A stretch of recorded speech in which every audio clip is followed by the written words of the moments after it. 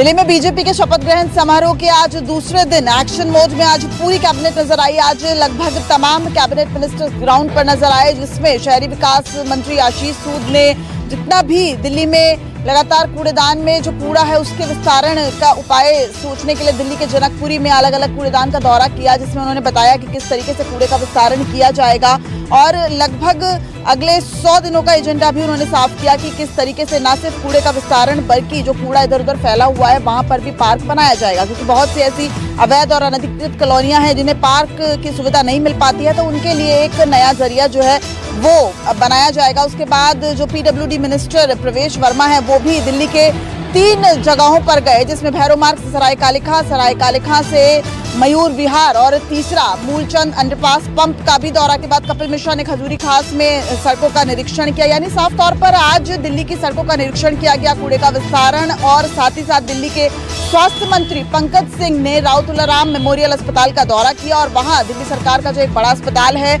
उसको बताया गया कि अगले 6 महीने में न सिर्फ इसे पूरा किया जाएगा बल्कि जो खामियां पाई गई हैं उसे भी दुरुस्त किया जाएगा। कैमरामैन उमेश सिंह के साथ दिव्या अग्रवाल, दिल्ली न्यूज़ 20। दिल्ली में बीजेपी की सरकार बनते के साथ ही जो दिल्ली के मंत्री हैं वो एक्शन मोड में दिखाई दिए हैं। दरअसल में दिल्ली के स्वास्थ्य मंत्री आज नजफगढ़ इलाके का दौरा किया, वहां एक अस्पताल का निरीक्षण किया, साथ ही बताया कि निरीक्षण में बहुत सारी खामियां पाई गई हैं और आने वाले समय में दिल्ली के जो अस्पतालों की हालत है उनमें काफ़ी सुधार कर देंगे, क्योंकि जिस तरीके से आम आदमी पार्टी पिछले 10 सालों से दिल्ली में सरकार चला रही थी तो जो स्वास्थ्य की जो हालत है वो बहुत ख़राब थी। उसको लेकर के जो मंत्री हैं उन्होंने कहा है कि बहुत जल्द सुधार दी जाएगी। वहीं जिस तरीके से आम आदमी पार्टी लगातार लंबे समय से स्वास्थ्य और शिक्षा की बात कर रही थी, ऐसे में बीजेपी का जो कहना है वो बिल्कुल एकदम आम आदमी पार्टी के विपरीत है। कैमरा पर्सन हरविंदर सिंह ढिल्लन के साथ मैं यूसुफ, न्यूज़ 24 दिल्ली।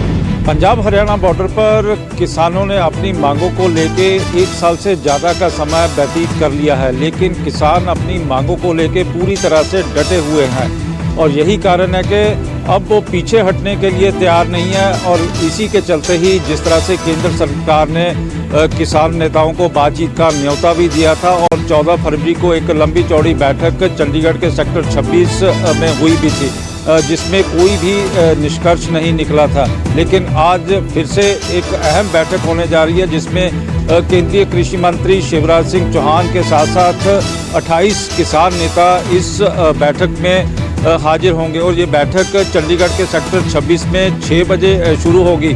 और इसी के साथ ही खनौरी बॉर्डर पर बैठे हुए जगजीत सिंह डल्लेवाल भी चंडीगढ़ के लिए रवाना हो चुके हैं और वो इस बैठक का अहम भाग माने जा सकते हैं।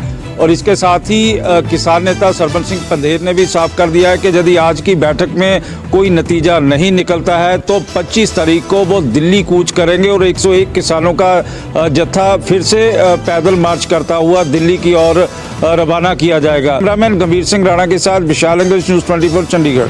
दिल्ली का चुनाव खत्म होने के बाद अब बीजेपी में नए अध्यक्ष के चुनाव को लेकर सरगर्मी तेज हो गई है, लेकिन सवाल ये है कि 2023 में जेपी नड्डा का कार्यकाल खत्म होने के बाद उन्हें लोकसभा चुनाव तक एक्सटेंशन मिला था, लेकिन उसके बाद भी इतना लंबा समय बीत जाने के बाद भी बीजेपी अपना नया राष्ट्रीय अध्यक्ष नहीं चुन पाई है। आखिर क्या समस्या है? दरअसल बीजेपी के संविधान के मुताबिक कम से कम 50% से ज्यादा राज्यों के चुनाव जब संपन्न हो जाते हैं तभी राष्ट्रीय अध्यक्ष के चुनाव के लिए इलेक्टोरल रोल बनता है, और अभी स्थिति ये है कि मात्र 11-12 राज्यों में ही चुनाव हो पाया है प्रदेश अध्यक्षों का, और उत्तर प्रदेश जो कि सबसे बड़ा राज्य है वहां अभी भी जिला अध्यक्षों की नियुक्ति नहीं हो पाई है। कि सूत्र ये भी बताते हैं कि दरअसल अब बीजेपी का जो भी राष्ट्रीय अध्यक्ष होता है उसमें संघ की मर्जी होती है, संघ की सहमति भी जरूरी होती है कि आरएसएस और बीजेपी के बीच अध्यक्ष के नाम को लेकर सहमति नहीं बन पाई है, कोऑर्डिनेशन नहीं हो पाया है, उस स्तर की बैठक नहीं हो पाई है जिसके बाद की नाम पे अंतिम मुहर लग जाए। हालांकि सूत्र अब ये भी बताते हैं कि होली के आसपास ये सारे मामले सुलझा लिए जाएंगे। कैमरामैन रफीक के साथ कुमार गौरव, न्यूज़ 24। राजस्थान में भजनलाल सरकार के मंत्री अविनाश गहलोत द्वारा इंदिरा गांधी के लिए व्यंग्यात्मक लहजे में दादी कहे जाने के विरोध में कांग्रेस के तमाम विधायकों ने विरोध जताया और उसके बाद जिस तरह का माहौल या हंगामा सामने आया, कांग्रेस के 6 विधायकों को विधानसभा की कार्यवाही से निलंबित कर दिया गया। इसके बाद अब ये सभी निलंबित विधायक अपने पार्टी के तमाम विधायकों के साथ विधानसभा में ही है। रात उन्होंने विधानसभा में ही रामधुनी गाते हुए बिताई है और यहाँ पर इन लोगों ने साफ कर दिया कि जब तक मंत्री अविनाश गहलोत अपने बयान के लिए माफी नहीं मांग लेते, व्यंग्यात्मक लहजे में इंदिरा गांधी शब्द को दादी कहे जाने के शब्द को डिलीट नहीं कर दिया जाता विधानसभा की कार्यवाही से, और उससे भी बड़ी बात कि जब तक 6 विधायकों का निलंबन वापस नहीं हो जाता, ये लोग अपना धरना खत्म नहीं करेंगे। सभी विधायक अभी भी विधानसभा में ही हैं और इन्होंने तय कर लिया है कि जब तक सरकार की ओर से उनकी मांग पर सकारात्मक रूप से कोई फैसला विधानसभा अध्यक्ष की ओर से नहीं आ जाता, तब तक ये इसी तरह से अपना धरना विधानसभा के अंदर ही जारी रखेंगे। कैमरामैन सोहन सिंह के साथ श्रीवत्सन, जयपुर न्यूज 24। नेता प्रतिपक्ष तेजस्वी यादव जल्द ही पूरे राज्य में पब्लिक मीटिंग करने वाले हैं। पिछले 2 महीने से तेजस्वी यादव कार्यकर्ता संवाद यात्रा के जरिए पूरे राज्य का दौरा कर रहे थे और अपने कार्यकर्ताओं से फीडबैक लेने की कोशिश कर रहे थे कि कहां क्या क्या कमी रह गई है और उसे दूर करने की जरूरत है। जल्द ही वो पब्लिक मीटिंग करने वाले हैं, यानी बिहार की जनता के साथ रूबरू होने वाले हैं और वही जनता के सामने वो अपने 17 महीनों का जो उपलब्धि है वह जनता के सामने रखेंगे। और साथ ही उन्होंने बिहार की जनता से जो वादा किया है 2500 रुपया माई बहन मान योजना के तहत महिलाओं को दिया जाएगा, 200 यूनिट फ्री बिजली दी जाएगी और 1500 रुपया सामाजिक पेंशन योजना के तहत बुजुर्गों को दिया जाएगा। तो निश्चित रूप से अपने यही वादों के साथ अब तेजस्वी यादव बिहार की जनता के सामने जाएंगे। कैमरामैन ऋषि के साथ सौरभ कुमार, पटना, न्यूज 24। सपा सांसद धर्मेंद्र यादव ने केंद्र के साथ साथ योगी सरकार पर साधा निशाना, कहा नफरत फैलाकर प्रदेश में राजनीति करना चाह रहे हैं। सपा सांसद धर्मेंद्र यादव ने बदायूं में हमला बोलते हुए कहा कि केंद्रीय बजट में उत्तर प्रदेश को कुछ नहीं मिला। सीएम योगी आदित्यनाथ पर नफरत फैलाकर राजनीति करने का आरोप लगाया। महाकुंभ आयोजन को लेकर कहा कि सरकार 100 करोड़ लोगों की व्यवस्था का दावा किया था, लेकिन राज्य सरकार ने इसमें बुरी तरह विफल रही। श्रद्धालुओं की गिनती का आंकड़ा बताती है सरकार, लेकिन मृतकों की संख्या क्यों नहीं बता पाई। योगी सरकार, कुंभ का श्रेय लेने का कोई अधिकार नहीं। योगी सरकार को आदिकाल से चलता आ रहा है और आगे भी चलेगा। योगी जी की सरकार आज है, कल नहीं रहेगी। कुंभ का आयोजन तब भी होता रहेगा। यही नहीं, धर्मेंद्र यादव ने आगे कहा कि प्रदेश में पीडीए गठबंधन बहुत मजबूत है। आने वाले 2027 विधानसभा चुनाव में अखिलेश यादव के नेतृत्व में दोबारा सरकार बनने जा रही है। मनोज पांडे, लखनऊ, न्यूज 24। लगता है मुख्यमंत्री देवेंद्र फडणवीस और उप मुख्यमंत्री एकनाथ शिंदे में सब कुछ ठीक नहीं चल रहा है। भले ही एकनाथ शिंदे ने यह बयान दिया हो कि दोनों में फेविकोल जैसा जोड़ है, लेकिन इसके पहले एकनाथ शिंदे ने कहा था कि जो मुझे हल्के में लेता है उसका मैं टांगा पलट देता हूँ। ऐसा माना जा रहा है कि यह बयान एकनाथ शिंदे ने एक संदेश देने के लिए दिया था। इसका अंदाजा आप इसी से लगा सकते हैं कि मुख्यमंत्री देवेंद्र फडणवीस ने जो जालना सिडको परियोजना है उसको रद्द कर दिया है और उसके जांच के आदेश दिए हैं। शिवसेना यूबीटी के एक विधायक ने इस परियोजना की शिकायत की, जिसके बाद मुख्यमंत्री देवेंद्र फडणवीस ने इस परियोजना को रद्द करते हुए जांच का आदेश दिया है। इसके अलावा सॉलिड वेस्ट मैनेजमेंट का जो 1400 करोड़ का बीएमसी का टेंडर था उसको भी मुख्यमंत्री देवेंद्र फडणवीस ने रद्द कर दिया है। यह टेंडर भी एकनाथ शिंदे जब मुख्यमंत्री थे तब जारी हुआ था। इन सभी बातों को देखते हुए अंदाजा लगाया जा रहा है कि दोनों में मनमुटाव अपने चरम पर है। तो विनोद के साथ इंद्रजीत सिंह, न्यूज 24, मुंबई। पश्चिम बंगाल में लगातार अपराधियों के हौसले बुलंद होते जा रहे हैं, ऐसा लगातार विपक्ष बीजेपी की तरफ से आरोप लगाए जा रहे हैं। आज पश्चिम बंगाल के बीरभूम जिले में टीएमसी नेता के ऊपर में ताबड़तोड़ गोलियों से फायर किया गया। फायर में टीएमसी नेता की मौत हो गई और घटनास्थल में पुलिस पहुंचकर पूरे इलाके के सीसीटीवी कैमरे को खंगाल रही है और वहां पे कैसे इस घटना को अंजाम दिया गया इसकी पूरी जांच कर रही है। और पूरे इलाके में लोग दहशत में है, समझ में नहीं आ पा रहा है कि आखिर दिन दहाड़े ऐसे कैसे टीएमसी नेता के ऊपर में गोलियों से फायरिंग किया जा रहा है। इतना ही नहीं, हावड़ा में पश्चिम बंगाल के यहाँ पे लिलुआ अंतर्गत एक व्यवसायी था, एक बिजनेसमैन था, उसको वहाँ पे 2 लोगों पहुंचकर गोलियों से भून दिए हैं, उसे हॉस्पिटल में भर्ती कराया गया है। तो कह सकते हैं कि लगातार विपक्ष की तरफ से ये आरोप लगाया जा रहा है कि पश्चिम बंगाल में अपराधियों के हौसले पूरी तरह से बुलंद है। यहाँ पे लगातार लोगों को निशाना बनाया जा रहा है। लोग सुरक्षित नहीं है, टीएमसी के नेता सुरक्षित नहीं है, बिजनेसमैन सुरक्षित नहीं है, तो आखिर आम जनता कैसे सुरक्षित रहेगी? ये सबसे बड़ा सवाल विपक्ष की तरफ से उठाया जा रहा है। कैमरामैन पंकज के साथ मनोज पांडे, रिपोर्ट कोलकाता। महाराष्ट्र में महाराष्ट्र राज्य परिवहन निगम को अपनी बस सेवाओं में महिलाओं और वरिष्ठ नागरिकों को छूट देना भारी पड़ रहा है। इसके चलते परिवहन निगम को प्रतिदिन 3 करोड़ रुपए नुकसान उठाना पड़ रहा है। महिलाओं और वरिष्ठ नागरिकों को दिए जाने वाली छूट पर खुद राज्य के परिवहन मंत्री प्रताप सरनाईक ने सवाल खड़े किया है। सरनाईक ने यह तक कह दिया कि यदि ऐसा ही चलता रहा तो निगम का चलना मुश्किल हो जाएगा। बता दें कि विधानसभा चुनाव से पहले एकनाथ शिंदे के नेतृत्व वाली महायुति सरकार द्वारा महिला यात्रियों को किराए में 50% की छूट, 65 से 75 वर्ष के वरिष्ठ नागरिकों के लिए भी 50% की छूट और उससे अधिक आयु के नागरिकों के किराए में पूरी छूट देने का निर्णय लिया गया था। इस निर्णय ने सभी को चौंका दिया था, क्योंकि पहले से ही निगम लगातार घाटे में है और राज्य सरकार की सहायता पर ही निर्भर था।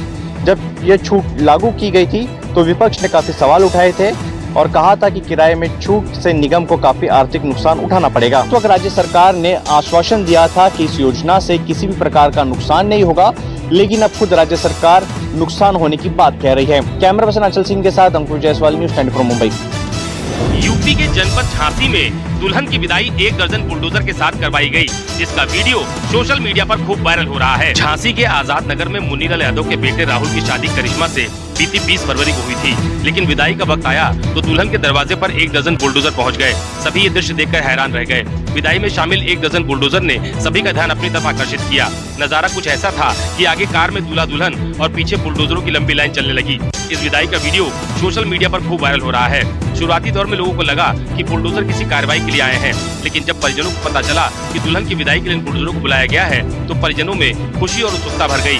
जिससे भी इस बारे में सुना वो लड़की के घर पहुंच गया। परिजनों का ये भी कहना है कि शादी को यादगार बनाने के लिए ही 1 दर्जन बुलडोजर के साथ दुल्हन की विदाई करवाई गई है। फिलहाल इलाके में बुलडोजर के साथ दुल्हन की विदाई का ये वीडियो खूब वायरल हो रहा है और चर्चा का विषय भी बना हुआ है। कैमरा पर्सन मिट्टू सिंह के साथ अशोक तिवारी, लखनऊ, न्यूज़ 24। भारत पाकिस्तान अंतर्राष्ट्रीय सीमा और नियंत्रण रेखा पर इस समय जवानों के सामने जो सबसे बड़ी चुनौती है वो ड्रोन की भी बनी हुई है।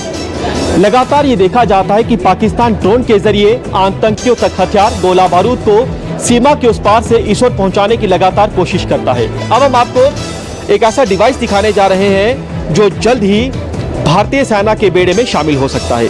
ये है ड्रोन को डिटेक्ट करने के लिए खास तौर से डिजाइन किया गया ये सेंसर है। ये ड्रोन की आवाज से ही ड्रोन को डिटेक्ट कर लेगा, ना केवल उसको डिटेक्ट करेगा बल्कि उसकी पूरी जो तस्वीर है वो भी स्क्रीन पर आपको दिखाएगा। यानी 400 मीटर तक अगर दुश्मन का ड्रोन जो है हमारी सीमा में दिखाई देता है, उस ड्रोन की आवाज के जरिए ये सेंसर जो है उसे डिटेक्ट करेगा और उसी के साथ ये देखिए यहाँ पर जो ड्रोन है उसे भी डिटेक्ट करेगा। मकसद साफ है कि दुश्मन यानी पाकिस्तान अब अपनी ड्रोन वाली साजिश में कामयाब नहीं हो पाएगा। कैमरामैन आरके कोल के साथ पंकज शर्मा, न्यूज़ 24, जम्मू। पश्चिम बंगाल के हावड़ा जिले में चौंकाने वाली घटना सामने आई है। एक पुलिस ऑफिसर पेट्रोल पंप के सामने खड़ा था, जहां पे ताबड़तोड़ गोलियों से उसे लहूलुहान कर दिया गया। पुलिस ऑफिसर को यह नहीं समझ में आ रहा था कि आखिर गोलियों की कहां से चली है और कैसे गोली उसे लगी है। वहां पे मौके पे पुलिस पहुंची है और उस पुलिस ऑफिसर को हॉस्पिटल में भर्ती कराया गया है। ये पुलिस ऑफिसर जयंत पाल हुगली में यहाँ पे पुलिस में तैनात है। पुलिस पूरे मामले की जांच कर रही है और उस पुलिस ऑफिसर के गाड़ी में एक महिला बैठी हुई थी। पुलिस उस महिला से भी पूछताछ कर रही है। यानी कह सकते हैं कि पुलिस ऑफिसर के ऊपर में गोली चलना, यहाँ पे पूरे इलाके में एक तरह से लोगों पे डर बना हुआ है। पुलिस घटना की जांच कर रही है और जहां तहां पे जो सीसीटीवी कैमरे हैं उस कैमरे को भी खंगाल रही है और उस महिला से गहन पूछताछ किया जा रहा है कि आखिर इस गोली के पीछे क्या उद्देश्य था। कैमरामैन पंकज के साथ मनोज पांडे, न्यूज़ और हावड़ा। मुंबई से सटे वसई शहर में वाली पुलिस ने महिलाओं को शादी.com पर फर्जी पहचान बताकर उनसे ठगी करने और शारीरिक संबंध बनाने वाले एक शातिर ठग को गिरफ्तार किया है। यह गिरफ्तारी गुजरात के अहमदाबाद से हुई है। गिरफ्तार आरोपी ने झूठा झांसा देकर 10 से 12 महिलाओं से शादी कर शारीरिक संबंध बनाए। शादी.com पर महिलाओं को पहचान बताकर उन्हें ठगने वाले शातिर अपराधी को अहमदाबाद से गिरफ्तार किया गया है। आरोपी महिला पीड़ितों को दिल्ली क्राइम ब्रांच का साइबर सुरक्षा अधिकारी भी बताता था। पुलिस की पूछताछ में आरोपी ने अपना अपराध जो है वो कबूल कर लिया है। आरोपी ने पुलिस को बताया कि उसने अभी तक 10 से 12 महिलाओं के साथ धोखाधड़ी की है। वाली पुलिस ने मामले की गंभीरता को देखते हुए आरोपी के खिलाफ जो है बीएनएस की अलग अलग धाराओं के तहत केस दर्ज किया और जांच की और इसके बाद वाली पुलिस की टीम ने आरोपी को अहमदाबाद से गिरफ्तार कर लिया। कैमरामैन संजय यादव के साथ राहुल पांडे, न्यूज़ 24 मुंबई। एलओसी पर उपजे तनाव के बीच भारत और पाकिस्तान के बीच फ्लैग मीटिंग हुई है। ये फ्लैग मीटिंग करीब 75 मिनट तक चली है। इसमें भारत ने पाकिस्तान को दो टूक कहा है कि घुसपैठ बंद करो और सीजफायर का उल्लंघन बंद करो, अन्यथा इसके गंभीर परिणाम भुगतने पड़ेंगे। आपको बता दें कि सूत्रों से ऐसी जानकारी मिली है कि सीमा पार बने लॉन्चिंग पैड में सैकड़ों की तादाद में आतंकी मौजूद हैं। अब पाकिस्तान ने अपने लॉन्चिंग पैड को एलओसी के बेहद नजदीक शिफ्ट कर दिया है, ऐसी जानकारी सूत्रों से मिली है। और पीओके में मौजूदा समय में दर्जनों लॉन्चिंग पैड हैं, ट्रेनिंग कैंप हैं, जिनमें आतंकी बेहद ज्यादा संख्या में है। न्यूज़ 24 के पास पाकिस्तान के ट्रेनिंग कैंप और लॉन्चिंग पैड के वो सबूत हैं जिसमें साफ तौर पर देखा जा रहा है कि कैसे कायर पाकिस्तानी सेना जो है आतंकियों को नियंत्रण रेखा के बेहद नजदीक लेकर आ रही है, ताकि इन आतंकियों को मौका मिलने पर भारतीय सीमा में घुसपैठ करवाई जा सके। लेकिन एलओसी पर भारतीय सेना के जवान और अंतर्राष्ट्रीय सीमा पर बीएसएफ के जवान बेहद ज्यादा अलर्ट हैं और हमारे बहादुर जवानों के होते हुए दुश्मन यानी पाकिस्तान अपने किसी भी नापाक इरादों में कामयाब नहीं हो पाएगा। कैमरामैन मक्खन लाल के साथ पंकज शर्मा, न्यूज़ 24, एलओसी पुंछ।